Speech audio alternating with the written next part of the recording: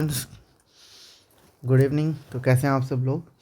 जैसा कि आप सबको मालूम है और मैंने क्लासेस में भी डिस्कस किया था कि 10th 11th और 12th के PYQs जो प्रीवियस ईयर क्वेश्चंस हैं जो बोर्ड में आए हैं, ये हम डिस्कस करेंगे अपने यूट्यूब चैनल पे। और आप भी अगर आप वीडियो देख पा रहे हैं थ्रू किसी भी मीडियम से, तो आप अपने फ्रेंड्स के साथ भी सर्कुलेट करें। इट डजेंट मीन कि इसमें आपको कोई इफ़ेक्ट होगा या आपके इसमें कोई जो है लॉस हो जाएगा, आप किसी को शेयर करते हैं तो इट्स ऑल फॉर दैट। आप भी देख लीजिए कि लास्ट टाइम क्या क्वेश्चंस आए थे और कैसे इसके सॉल्यूशंस को निकालना होता है, और अपने फ्रेंड्स के साथ भी डिस्कस करिए। ठीक है, तो बिना टाइम वेस्ट किए मैं स्टार्ट करने जा रहा हूँ। क्वेश्चन नंबर 1, ये आपका सेट 202425 का सेट एक्स है। इसके अलावा अगर आप वाई और जी भी सेट सॉल्व करवाना चाहते हैं तो ये मेरा कॉन्टैक्ट नंबर है, आप इस पर मुझे व्हाट्सएप पे PDF जो है शेयर कर दें क्वेश्चन पेपर की, चाहे वो एनुअल हो चाहे बाई एनुअल हो। जितना हो सकेगा मैं अपने चैनल पे आपको जो है सोल्यूशन प्रोवाइड कर दूंगा। तो फर्स्ट क्वेश्चन बेटा एग्जाम में आया था last time, find zeros of the polynomial. तो आपको मालूम है जीरोज निकालने का तरीका क्या होता है। सबसे पहले 4 और 8 में 4 कॉमन ले लें, यू स्क्वायर और यू में कॉमन ले लें, तो अंदर बचेगा u+2। तो बेटा यहाँ से या तो 4u 0 होगा या u+2 0 होगा। तो यहाँ से u आ गया 0, यहाँ से u आ गया आपका -2।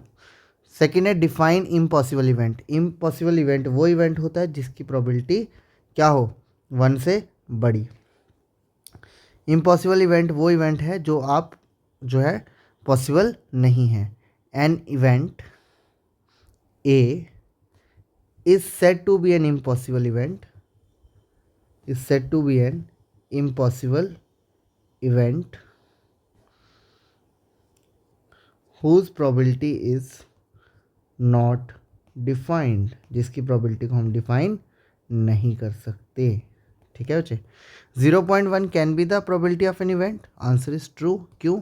क्योंकि किसी भी इवेंट की प्रोबेबिलिटी जो होती है वो 0 से बड़ी या बराबर और 1 से इक्वल होती है। एक टेंजेंट पे कितने हम how many tangent can a circle have, circle के ऊपर हम चाहे जितने मर्जी टेंजेंट ड्रा कर सकते हैं ना, जिसका आंसर था infinite. Circumference of a circle with radius r, इसका आंसर आ जाएगा 2πr। √3 is a rational number, answer is false, because √3 को हम जो है किस फॉर्म में नहीं लिख सकते, p/q की फॉर्म में, और q0 नहीं है। तो इस डेफिनेशन को हम बोलते हैं इरेशनल नंबर। तो इसने पूछा था रैशनल, तो इसलिए क्या हो गया बेटा, फॉल्स। नेक्स्ट है sum of rational and irrational number. तो हमने आपको पहले भी बताया था रैशनल और इरेशनल का जो सम होता है वो टोटल मिला के जो है क्या बनता है, रियल। तो इसका करेक्ट आंसर था रियल। अब यहाँ पे इसने ऑप्शन नहीं दिया था, तो sum of rational and irrational is जो है वो रियल होता है। यहाँ पे रैशनल था, नेचुरल था, इरेशनल था और इंटीजर था। तो बेटा सम ऑफ रैशनल एंड इरेशनल ना इरेशनल होगा, ना रैशनल होगा, ना नेचुरल होगा, ना इंटीजर होगा। तो इसका आंसर था रियल नंबर। तो ये आई थिंक ग्रेस मिली होगी इसमें अगर हम देखें, क्योंकि रैशनल भी सबसेट किसका है, रियल का। इरेशनल भी सबसेट किसका है, रियल का। ठीक है ना। नेचुरल तो हो नहीं सकता, अब जैसे 1/2 है तो नेचुरल गलत हो गया, इंटीजर भी यहाँ पे रॉन्ग हो जाएगा, तो ये दो तो हो ही नहीं सकता। तो अगर मैं इसको ऐसे एक काउंटर दे दूँ 2 + √3, तो ये क्या है, इरेशनल। तो sum of rational and irrational is irrational. ठीक है, तो इस तरीके से आप इसको with the help of example C option आपका सही हो जाता है। Next HCF of 12, 15 and 21। सबसे पहले प्राइम फैक्टर्स निकालेंगे। 12 के बेटा प्राइम फैक्टर्स क्या हो गए, 2 × 2 × 3, 15 का आ गया 3 × 5, 21 का आ गया 3 और 7। तो जो कॉमन फैक्टर है वो क्या है बेटा, 3। तो HCF हो जाएगा 3। The graph of y = 4x is a line parallel to, देखिए बेटा यहाँ पे y होगा, यहाँ पे आपका 4x है। इसका मतलब क्या है, जब आप x को 1 रखेंगे y कितना आ जाएगा, 4। x को 2 रखोगे y कितना आ जाएगा, 8। x को 3 रखोगे y कितना आ जाएगा, 12। इसका मतलब क्या है, x के होने से y भी बढ़ रहा है। अब पैरेलल का मतलब क्या होता है, या तो पूरा x एक्सिस की एक लाइन फिक्स्ड हो जाए या y एक्सिस की एक फिक्स्ड हो जाए। तो पहले दो ऑप्शन क्या हो गए बेटा, गलत। अब ओरिजिन से पास करने का मतलब क्या है, जब x 0 लेंगे, अगर x 0 है तो y भी क्या हो जाएगा, 0। तो ये ओरिजिन से पास करेगा, इसका करेक्ट आंसर था सी। नेक्स्ट है if a pair of linear equation है unique solution then the line representing, unique solution का मतलब a1/a2 is not equal to b1/b2, तो ऐसी लाइन्स क्या होती हैं, इंटरसेक्टिंग। ठीक है बेटा। 30th term of an AP, a कितना दे दिया बेटा 10, डी क्या होता है a2 माइनस a1, तो 7 में से 10 गया तो -3, ए 30th हो गया आपका a प्लस 29 डी, ए आएगा 10 29 -3, ये आ गया 10 -87, तो इसका करेक्ट आंसर था -77, that is option B. Next आ जाओ, the value of cos theta increases as theta increases, तो बेटा ये रॉन्ग है। रीज़न, कॉस 0 कितना होता है 1 और कॉस 90 कितना होता है 0, तो यानी कि अगर मैं ग्राफिकली भी बात करूं तो कॉस का ग्राफ डिक्रीज होता है और यहाँ पे पूछा है इंक्रीज, तो इसलिए ये था फॉल्स।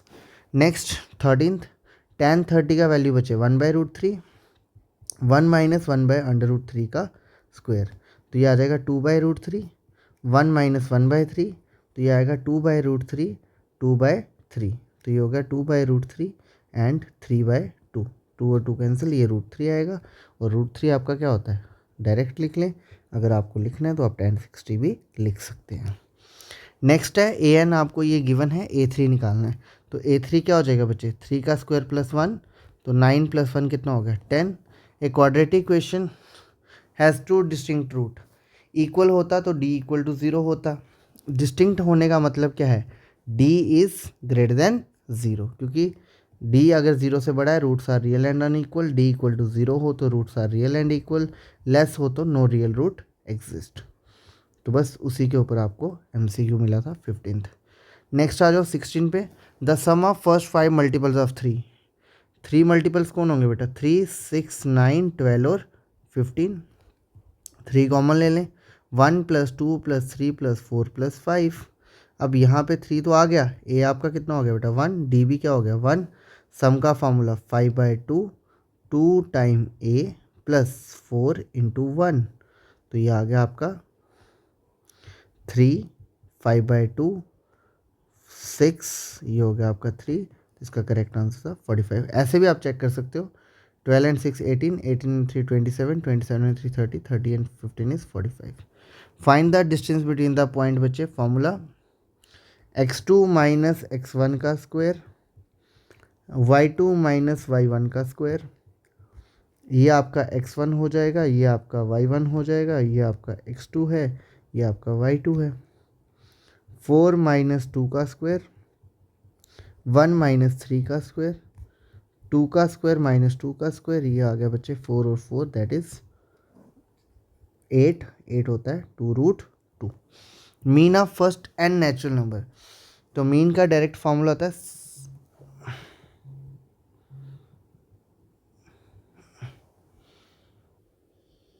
तो बेटा नेक्स्ट क्वेश्चन है sum of mean of first natural numbers, तो आपको मालूम है सम जो होता है फर्स्ट एंड नेचुरल नंबर्स का, इसका फॉर्मूला होता है n × n + 1/2।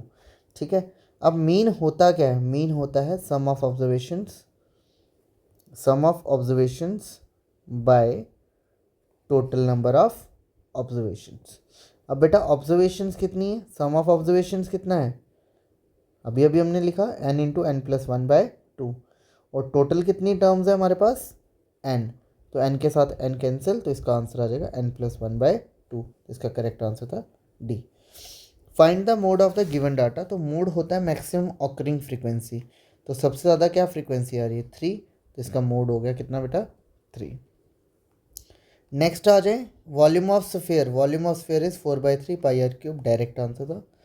नेक्स्ट है find whether the pair of the linear equation is consistent और नॉट, तो सबसे पहले आपको a1 कितना है बेटा 2, b1 कितना आ गया -3, c1 आ जाएगा -8, क्योंकि जनरल इक्वेशन हमारी होती है a1x b1y + c1 = 0। अब सबसे पहले हम इसको शिफ्ट करेंगे, ये आएगा 2x -3y -8 = 0, यहाँ से आ जाएगा 4x -6y -9 = 0, तो a2 आ गया 4, b2 आ गया -6, c2 आ गया -9, तो a1/a2 किया।